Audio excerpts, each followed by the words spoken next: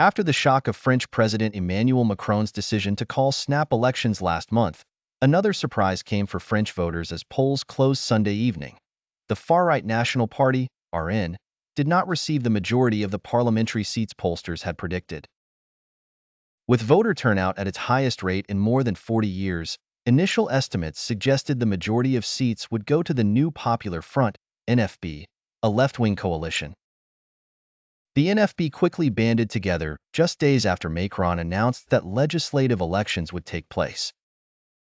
The will of the people must be strictly respected, Jean-Luc Mélenchon, the left-wing leader, told a crowd of hundreds of supporters in northern Paris Sunday evening, declaring the results as a victory for the newly formed alliance. Adding the results were evidence of the country's outright refusal of a far-right government. Our people have clearly rejected the worst-case scenario, he said.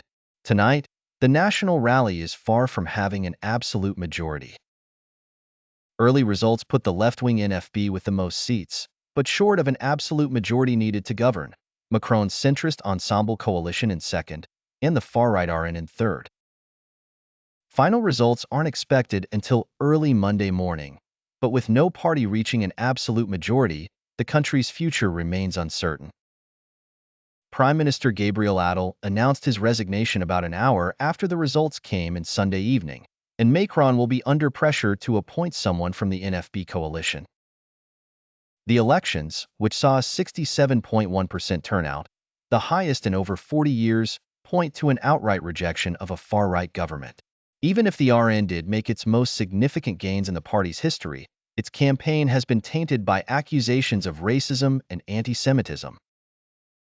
At the RN electoral base in eastern Paris, supporters watched in shock and disbelief as the initial figures came in on a giant television screen.